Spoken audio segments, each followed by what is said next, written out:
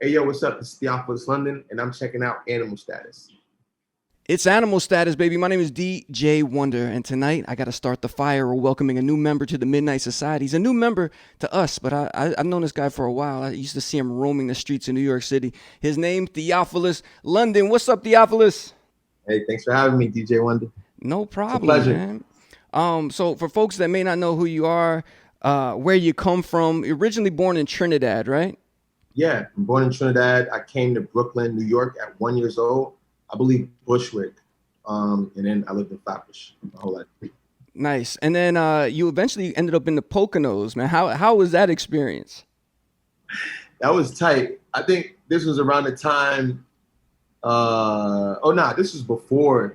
So, when like in '08 when all the housing shit crashed, Yeah, and they tried right? to Like the houses were being given away for free and shit Yeah, they come out from to the since like the '80s. Poconos. Come to the Poconos, baby. That Yeah. was I think my dad saw that brochure, and I was pissed. I didn't have nothing to do with the decision. I was just getting comfortable with Brooklyn. I was starting my freshman year in high school at Clara Barton, um, right across the street from Prospect Heights, on Eastern Parkway. So I was pissed. I had the Dipset diamond earrings, the pink do rag, oh the man. pink 6XT, like ready for with the Jordans, but ready for school. And then I found out that I had to finish. I had to start 10th grade in the Poconos and Pocono Mountain East High School. But shout out to the Poconos though, because it really did change my life. Growing up in New York City my whole life, like the Poconos was like my my stint at suburbia. Hmm. Like suburban people, Walmarts, white people, which I know a lot of my colleagues in Brooklyn and friends, like they don't get, gentrification is like a new thing. So we didn't grow up with white people. So for me to take my sophomore year and just get switched, it's like I'm in like a She's All That movie, like one of them cool white movies that used to come out. You know what I'm saying? Like Yeah, man. pet rallies and shit. I'm like, man, I want to learn how to take over this shit. Like I became class president. I graduated with honors. I performed at my graduation. Wow. I tried. I made the varsity team, but then they demoted me to JV because the people they were just ballers. They was ballers. But I had a good time living in the Poconos. I love the Poconos. Shout out to Mount Pocono, Stroudsburg, Toby Hanna. Yeah. Well, welcome to my world, man. Walmart and white people. That's what we do around here on Animal Status. So I'm glad you could join us, Theophilus. You also actually lived in like Rhode Island, Palm Springs, Los Angeles. Do you constantly have to keep moving? Is that something that you have to do? That's fire. No one's ever like I'm scared of you. No one's ever known my whereabouts this good besides like my personal friends, but not even them. I have a new number for every album. But yeah, I got to constantly move around. I think it's something that started in my childhood. Traveling at one to New York and then living in Montreal. I got some shit you don't know about when I was with my dad, but my dad moved around a lot. My mom moved around. I lived in Harlem, the Bronx. That's why they just call me NY Theo now. So yeah, I have to move around. I think as a Pisces, I get when I get stagnant, like just my vision just it shuts off. Like I need to see movement. Going to Paris, going to London early on my career, Germany, it just helps me. Yeah. Yeah. So I Uh, would answer your question. I would say yes. So how do you feel about? I mean, because I recently left New York City after this whole pandemic, and just see how the city dealt with it, and just how people were in general. How do you feel about post-pandemic New York City? Is there going to be a resurgence, like a Basquiat era resurgence of artists, or you think it's dead? What's your feelings? No, that's crazy. I really just feel like wonder. I feel like it's just that. It's a euphoric era we're headed into. People needed a reset. One of my friends told me last night he visited my bedside apartment where I'm staying at, and he was like, I was like, man, I'm about to do my off-white pop-up, man, and the jeans start at 1,500, like the jacket's 1,000, based on the materials and the energy in it, and I'm like, he's like, yo, you don't got to worry, man. People got money now. Post-pandemic, everybody got money. I'm like, holy shit, that's tight. Okay, so yeah, and I saw the Basquiat movie the other night before I came to New York, just to re-inspire me because, my friend was putting me on to like all the people that was in the actual film, and like he had a crazy American dream story happen. Like, he saw Andy Warhol and homie having lunch, and he tried to sell his art to them, and the guy's like, no, you should trade Andy. becoming friends with them. Like I had a career like Basquiat coming up, like John Carmonica coming to my show, or just like, like Complex Font, Miss Info fucking with me, for Ebro, to just even like all the kids downtown, to Vashti, to Kid Cudi, they let me in. I came with a vengeance, but like seeing Basquiat's story and seeing that's how he kind of came in was crazy.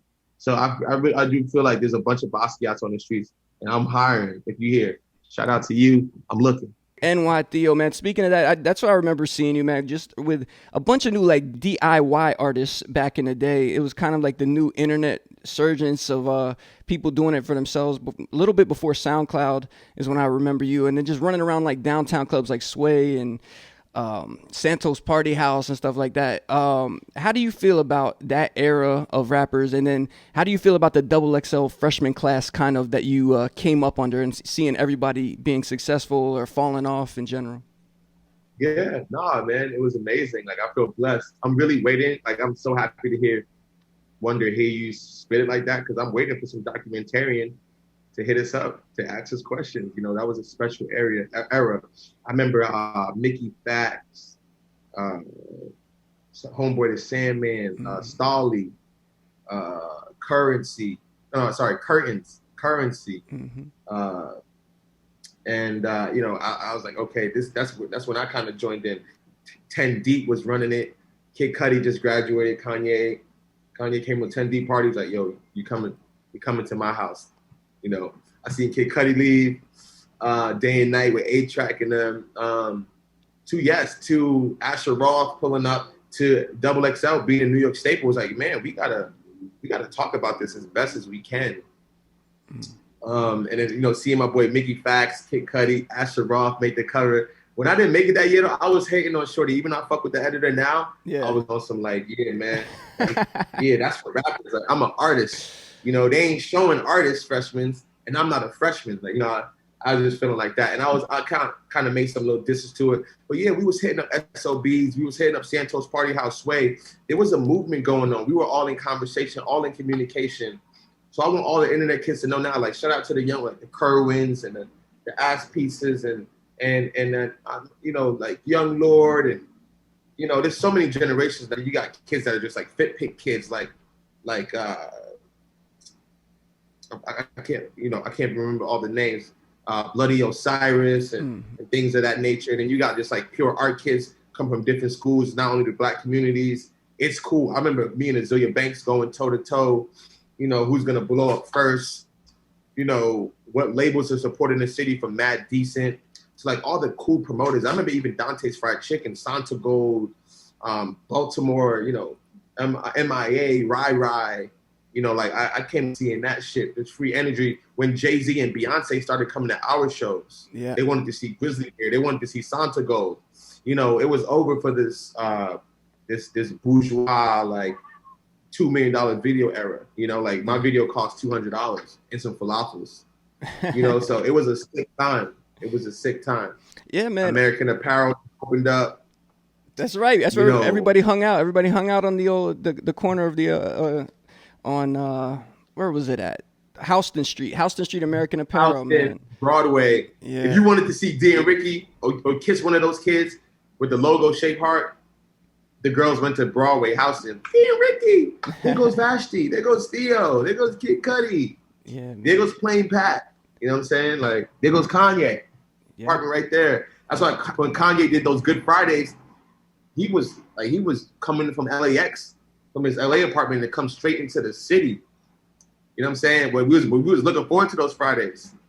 Yeah, man. It was a crazy time. And I still play the song TNT by you all the time. Even now, like it's a perfect joint to kind of warm up things. When you're making songs like that, do you kind of feel like something could be timeless, or is it just you just do it and eventually whatever happens? Yeah, I gotta say that I never went into a song and said I'm gonna do something timeless. I think I studied a lot of timeless artists, and that helped me depict on my work process. But yeah, me and Machine, that happened up after a night. We went to some drum and bass event, and some suicide artist girl, she had mad tattoos, just came back with us, had a crazy night. Found out it was some other DJ's girlfriend, had a crazy night. Woke up that morning, made TNT.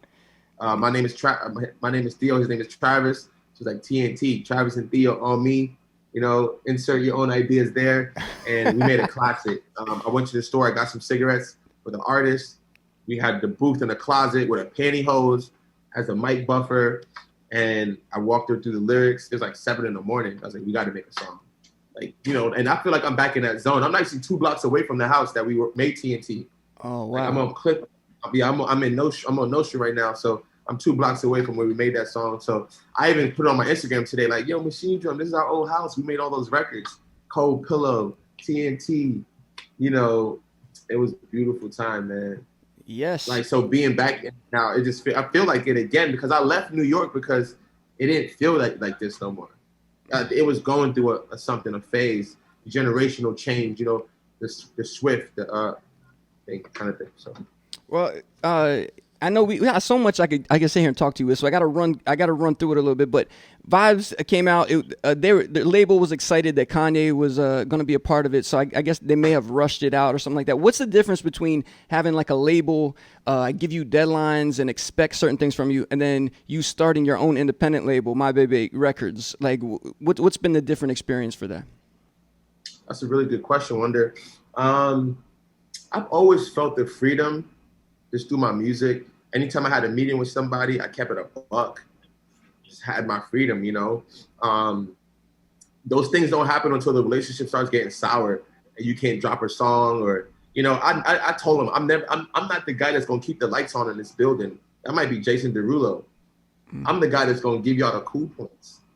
Like, people, when y'all pull up to the Soul House or whatever private clubs, they're like, yo, man, that Vibes record, even though y'all rushed it, it's cool. Like, let's see how the kids feel or whatever. So like, but the difference between having My Baby Records is that I get to hire my friends. I get to hire like the artists around me. I've been like that since a young kid in Brooklyn. Like, I live door to a photographer. I live next door to a promoter. I'm gonna knock on his or her door. Like, I'm not gonna wait for the quote unquote industry to call me. They're gonna have to see us. And, you know, like, for things to turn in the way they did for streaming. You know, when Vibes came out, I was bombarded. This shit was still going to stores, you know, and the streaming got set up the next year. And then we got the iPhone 6 and then iTunes was canceled. It was Apple Music. So I'm very appreciative, and I thank my fans for being patient. But yeah, it is really nice having, you know, just my own imprint. And I don't know if you know, I just signed a deal last summer during the pandemic with Secretly Canadian, a 3-album deal, which it's on the way right now. Nice. Congratulations. Well, you did mention the iPhone 6. A lot of people might not have known that your album would have been the album that everybody hated, the way they hate U2's album that was put on the iPhone. How did you feel during that time, man? Did you wish you were that hated album? Yo, that was crazy. The 4 weeks I took when Apple was talking to me, I signed all these, I can't talk about these forms. You know, I can't talk about those, what they call them things. Non-disclosure. Have me sign one. Non-disclosure. Yeah. Couldn't believe it. I'm like, wait, I'm about to be in every Apple store. Like, so I'm gonna be the guy that introduces the iPhone 6. Mind you, Steve Jobs never, like, dude, he don't ever have commercials for his phone. He does like a seminar, like 1980, whatever. You know, they don't really do commercials. Like AT&T might do a commercial. They don't ever have to promote that phone. It's a necessity. You know, we're hooked. It's iPhone 1. We're like, genius. But yo, they called me. It was like, how do you use our phone? What apps do you use? I'm like, I fuck Fandango. You know, when shit get too hectic, I find a movie. I fuck with the Juicing app. You know, I like this app. You know, I want to exercise more. I fuck with the Nike watch, even though that's nothing to do with y'all. And yeah, they just recorded. You know, they had me come to the Apple headquarters and just record the way I use my iPhone. I'm a FaceTime Virgil talking about a collection.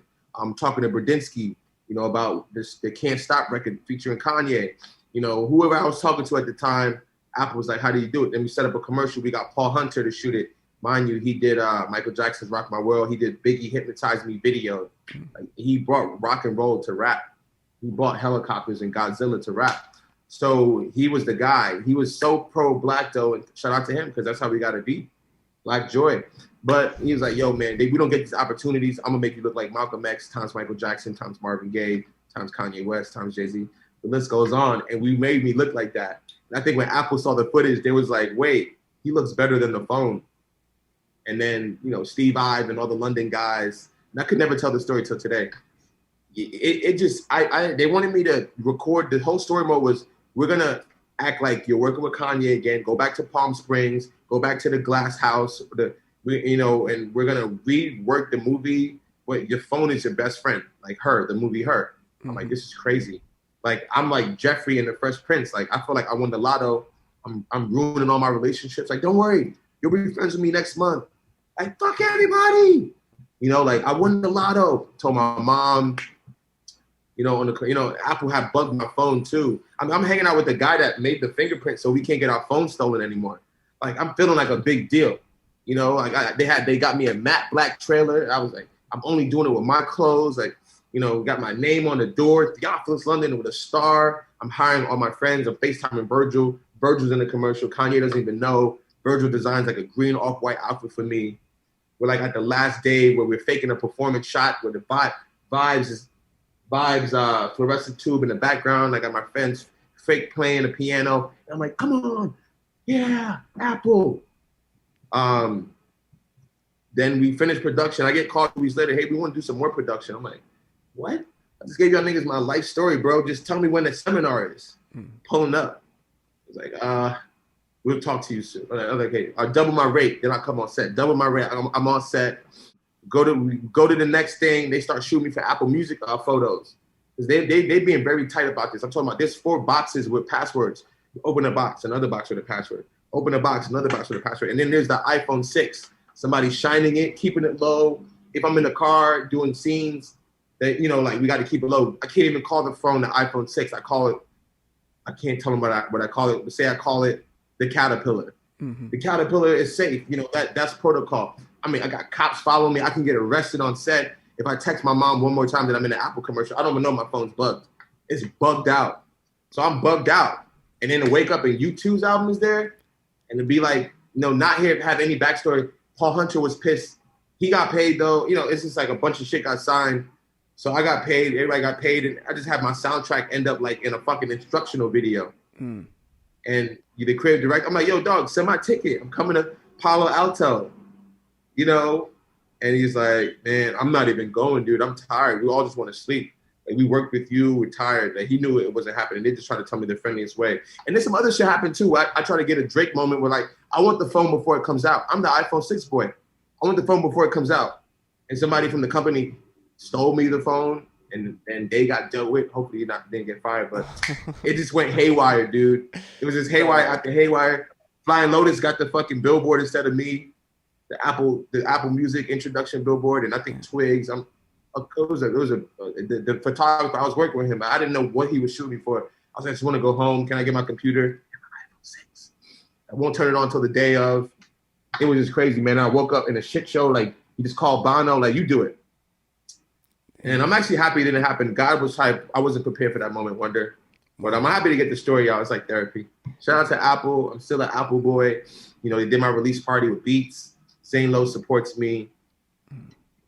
Well, damn. Okay, man. So now people know what the deal is. It's a lot going on. But the album, Bebe, is it Baby or Bebe? How do you say it?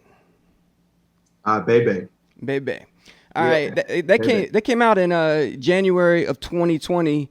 But there's a lot of bangers on there that have taken you throughout the whole 2020 with singles and everything else. And you have some great collaborations, man. You got Tame Impala, you got Lil Yachty, Raekwon. Do you seek out like fringe artists or like artists that like the Fader writes about when you want to work with somebody, or is that just who's attracted to your style of music? Yeah, I mean, I'm a fan.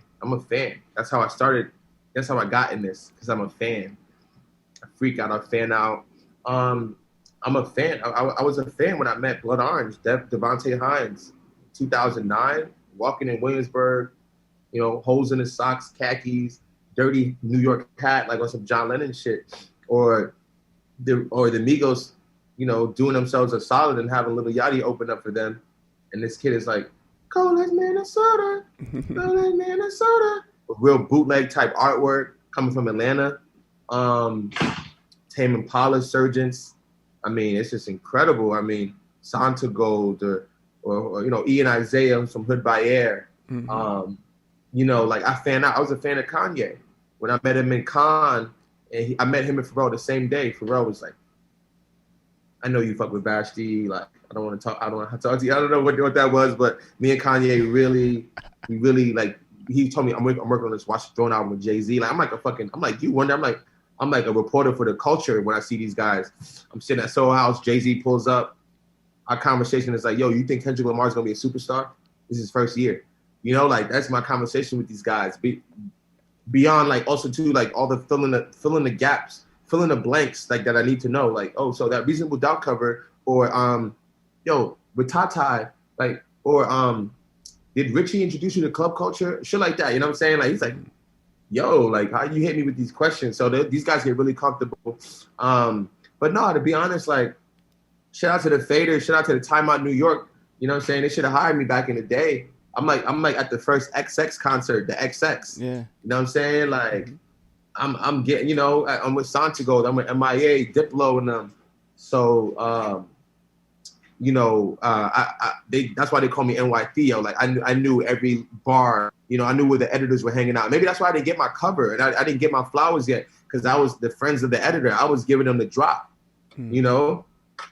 Yeah. It's tough, man, to be ahead of the curve, because by the time people catch on, you've already moved on to the next wave. It doesn't seem right to just like kind of linger in that era. And I think those are the people that are successful, people that just stick with something. But I could never do that personally. I got to keep moving, and I feel like you might be the same way.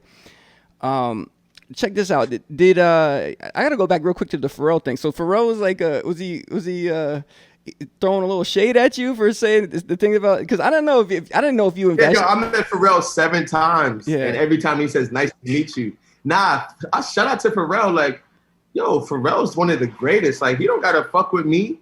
Yeah. I mean, like, I look up to Pharrell. Like, I modeled myself. Like, I couldn't be a Lloyd Banks or a Fab. Shout out to Fab, but I couldn't be a Murder Mook. Shout out to Murder Mook. You know what I'm saying? Like, Pharrell gave me like, yo, I'm talking about girls. You know, I'm playing a show full of gangsters. I'm doing an open mic with gangsters in the Bronx, and I'm singing to the girls. Like, they fucking with me. So I was always accepted. But I think you know, I need to earn my respect with Pharrell, and I respect that.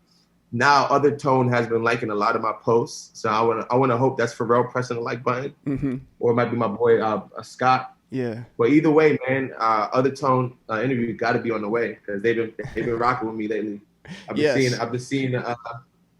Yeah, the algorithm. That would be a dope interview for sure. Now, most people might not know that you helped launch the career of DJ Carnage as well with Big Spender. You know what I mean? So has he? Yeah, I've blocked a lot of careers. I ain't even gonna hold you. A lot of careers. Yeah, exactly, man. Skepta. I mean, and these guys put in work themselves, but you just make a couple calls. You know what I'm saying? It's like, I don't care if you're not big or not. Like, that's what I'm saying. I saw DJ Carnage in Baltimore, I think. He was pumping out some crazy beats, and I'm not even blown away how big his career. He actually just sent me his new number. He's like, I want to play you my new album. So like, we're getting back in contact. You know what I'm saying? Like, it's just something that never dies with it. But go ahead, Wonder. Nah, I was just gonna say, man, you're like, not only are you creating some trends in fashion, you're also creating musical trends. And I was just wondering if these people have ever want to return the favor. Like Carnage wants to bring you on tour, or anybody that you dealt with in the past wants to get you on their album and stuff. Yeah, no, a lot of that stuff is in the works, man, and I don't get stuff like that to bother me, because I you know, for like as an artist, you see how Basquiat suffered. It's a lot to get this shit out. I had to go through a lot to put out vibes. I had to go through so much to put out Baby. I'm going through so much to put out my new album. You know, I'm thankful to be alive. So you know, I know my peers. They love it. They see it. You know, when it's all said and done, we'll see what my story is, but. Nah, I feel like a lot of good thing in the works, man. Virgil's on my album. He produced a song that's one of my favorites on my album. So yeah, shout out to Carnage. You know, ASAP Rocky, that moment. Like, even Miss Info was like, Theo, am I gonna get the track first? You know, this person. I'm like, I got you, Miss Info. I like the girls. Yeah, man. And then one more thing about your collaborators. You said one of your favorites is Ariel Pink as well. He's on the album, Baby. He caught a little controversy and got into some cancel culture stuff for attending the January 6th rally. Have you talked to him since that, and how's he doing or anything? Have you been in contact with him? I haven't spoken to him since then. It's funny, he was with my other idol, John Mouse, too. Like, these guys are my friends now. Yeah, man. Yeah. I don't know, man. I'm not into like beating up anybody for their own ideas. You know. I don't know his personal ideas on that. I was shocked as everybody else to see them there, but I like to separate the artist from the work. Like I've done with countless many artists. We all have our troubles. So yeah, shout out to Revenge. That was crazy. I was on mushrooms when I wrote that. Yeah, man. But you know these people personally, and you could be friends with them. I just feel like one day the media may come for you for something that you've done. You never know. But your relationships that you have personally with people are probably stronger than what other people are saying. I would guess, right? Yeah, nah, for sure, man. I mean, even when my boy Virgil took a hit last year, I was on the phone with him every day. Mm. People didn't like the Pop Smoke cover. People didn't like the $50 thing or whatever. They made it a big thing. Yeah. These are our guys, like we go through it. We're gonna have to go through this shit. So I gotta support the troops. We Right. gotta have conversations. We can't cancel the guys. Like, yeah, people need to get penalized for what they're doing.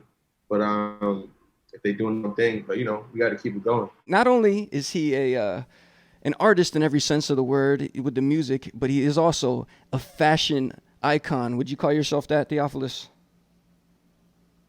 I've heard it a few times. Yeah. Thank you. Yeah, well, it's so true because eventually you've been given your own capsule collection with Off White, which is pretty much like one of the hottest brands out right now. If people don't know what Off White is, how would you describe it to them? This right here. Oh, This is wow. Off White was started by Virgil Abloh, the founder. To it's the gray space between black and white, I believe, is the mission statement. And it's this is it right here. Putting your friends on. You know, um, giving me my Rockaware moment. You know what I'm saying? Yeah. Like $5,000 boots, $1,500 jacket. You know what I'm Yo, saying? Like the hoodie is it's incredible. it looks crazy. It's incredible. How can people get the line right now? Where do they have to go to get it? You can go to your local Off-White store, or if you don't have a local Off-White store, I would go online to offwhite.com and check out the prices, check out if it's up your alley. If you want this in your wardrobe, definitely. My favorite is the tracksuit. I love the track jacket. It features like a sunflower color like you see here, like a ruby blood red that has velvet. It has my Trinidad heritage on it. And Virgil redesigned my country's flag, which is sick for the country. Yeah. And he's like posting it every night. We also did some like $1,500 jeans. Yeah, I And saw like I saw those, I worked man. Yeah. it's so long. These are called the Theo cuts. Wow. And as you can see, has my signature detail right here. The zipper is like a fucking paper clip, like a gold paper clip. There's another, and this is like Japanese, like so. This is like so stiff, like it's like trying on wood for the first time. But you'll break into it. So these are the official Theo fits, the Theo cut. Sorry, the Theo cut Off-White jeans, orange tab, orange label. Pretty much, Virgil just gave me the keys to the office. He was out of office. He was in Paris, fucking with Louis, and I'm like, this is the best time to do it because like I don't like I don't want to approach my friends when they grow in their brand. I want to see what the brand is going to look like 8 years from now. So to be a friend of his before this even came into fruition, to see where it's at now, his full vision, and like I feel like I can add to that. Before, like I just don't want to just because my friend works at Polo, I should have a fucking rugby, or my friend works at Polo Spring, I should have a water bottle. I'm trying to come to the dinners and the house parties, but if we're gonna do some collaboration shit, like it has to have a story behind it. It has to have a meaning. It has to have emotion, or I don't want to touch it. Right. So shout out to Virgil Abloh. Shout out to Off White. This experience has been amazing. I mean, I sat out on like Tyler, the creator, Kanye West, the gold rush to Gildan tees and everything. I sat out. Travis Scott Jordans sat out. I'm like, I'm tired of staying out. Like, I'm a fashion guy, Right. So I really wanted to add up to my music because I wonder, I got a lot of pressure in New York. Like, is he a fashion guy? Is he a music guy? Is he a promoter guy? Is he a host? What is he? And I was just being drawn in different, pushed here, pushed. I couldn't control my space anymore. I'm in GQ, but then I'm in Double XL, and neither publication is happy about that. Fucking when Nah Right was out, they was like, this nigga likes Morrissey, B. Like, he's canceled. You know what I'm saying? Like, but now it's okay to like Morrissey. It's Yeah. okay I think Kendrick Lamar should stay in white tee and those Compton sneaks, the Nikes with some jeans. But I'm part of that flair artist. Like I'm more of a Grace Jones color palette. I'm more of a Michael Jackson color palette. I like to see Jay-Z just in the white tee with the Yankee cap tucked to his eyes. But we are part of the guys like Fab Five Freddy, the Basquiat era. This is when rap was in fucking onesies, tights. Yes, we've all seen those pictures, man. But you talking about Kanye had to go through the same thing. He rapped about it, like wearing the pink polo, and people didn't understand his vision. So you're kind of along that same line. But speaking about Kanye and Louis Vuitton, remember he and Virgil kind of had a little tiff about Virgil being able to get that job that he always wanted. Did any of your contemporaries or people even in your circle get opportunities that you thought you should have had, or you like, oh, I would have killed that if they would have gave me that? Yeah, nah, for sure. I don't want to say them out loud though, because I'm proud of my brothers. Yeah, no, you don't have to say anybody, but you know what Wonder, you know what I need. We have to. I need Reggie Saunders listening to this one because we need the Theo Jordan 5. Everybody's waiting for it. You know how many of these I wore to the point where Marcus Jordan's is in my stories. All right. So if I got to call Marcus, it's not gonna be a good look, Reggie. So I'm expecting by the time my new album come out, that's what I'll be doing. My NY Theo Jordan. You know what I'm saying? Well, shout out to Travis, shout out to Virgil. I just saw he's been showing me photos of everything that he does early, obviously. So the twos, I'm sure people saw the twos, and I'm happy it's not the fake twos. It's like the crack twos. He's doing 50 Nikes this summer. It's like, bro, we just happened. It's like that was gonna happen in 2020. Also, too, like I heard one of my favorite R&B singers was gonna be on some Michael Jackson shit. He just dropped the album with Apple and shit. You go figure. He was gonna be on some Michael Jackson shit, just dancing and moonwalking. Just left Def Jam. Go figure. You know what I'm saying? Like so, like everybody about to snap. Like this is the backup. So it's like people just like snapping. Oh, and if we had more time to snap, Tyler's about to snap. This is his pandemic album. Rocky putting out his pandemic album. My pandemic album about to come out. It's like, so I'm ready. Trinity Boy Summer. What album is that going to be a part of? That's just that was even gonna be a part of my album. That's for the Off-White soundtrack. Okay. So I made that purely for the Off-White soundtrack. My label heard it. They was like, I want this for the album. Mm-hmm. I was like, cool. The album shit is looking like it's gonna be a 2-disc. You heard it here first. I got the name title right now, but I'm waiting for something else to come to me. But I got a crazy crew of musicians. It was like Drake has his 40, Kanye had Mike Dean, Michael Jackson had a Quincy. I got mine. Yeah, you had like the Lovers band before, like some of the earlier stuff. But I saw a new band is presenting the Trinity Boy Summer. Who's the new band that you're working with? The new band, this producer who I met through Leon Ware, Biako, Johari, a great singer out of LA, Jermaine, another great singer. He sang all over Bebe. My cousin from Brooklyn, who we started like the whole Trinity Boy thing with, because he's from Trinity. I was like, I can't shoot this Off-White collection without a real Trinity. Yeah. Call up, my cousin's in LA. Hey, pull up to the factory. I'm shooting. I got a studio set up. Shooting, same time. Worked on a movie and the song right then and there. So it happened the same time I shot the campaign, which is great. So a lot of these things happen without having creative meetings to push it. It just happened off the whim, off the ancestor management, which is dope. So yeah, so that features the Revival All-Stars. Like I said, it's Biako, Jermaine, Johari, DJ Kells, Austin Brown, Brian London, 216. It's my homegirl. She's just sexy on Instagram. I'm like, oh, you gonna do this Off-White party? So I just put together a band, just like off the energy that I've been on working on this album. It's only getting stronger, the energy, and I'm actually here in Brooklyn to finish. I was like, you know what? I gotta visit Brooklyn before. Because my energy is just so on right now. I mean, it's summer Theo time. But I'm like, let me go back to Brooklyn. Because I started Bebe in Brooklyn. Let me go back to Brooklyn. Let me eat a roti. Let me go kiss my grandmother. Go see all my cousins. Do a screening, and let's go. I'm ready to hand in the album. All right. So these next ones, first thing that comes to the top of your head, and you're just gonna rattle it off. You ready? Here we go. Ian Connor, have you talked to him since 2016? Yes. And everything's good? Yeah, everything's good. Everything's good. Little brother fight, family shit. Yeah. It starts from the streets and ends in the streets. Cool. Sounds good. All right. One dream that you gave up on. Be playing in NBA and being a fireman. All right, man. Well, you might have chosen the right path. That's good, man. All right, and then one wish for 2021. If you could have anything, just one thing. You only get one thing. What would it be? I guess we'll never know. Say it again. What'd you say? I didn't hear you. I guess we will never know. We will have to find out. I got one, but I can't share it one day. Okay. I'm superstitious like that. I know. It's like a birthday. You can't tell people what you wish for. I get it, man. So listen, if it comes true, you got to hit me up and let me know that it happened. Okay. Most def, because we're doing this again for sure. I really enjoyed this interview. No problem, man. I'd love to talk to you again also. And then you also have a film coming out as well. You want to tell people about that? Yeah, I got a new film coming out, sponsored by Apple TV.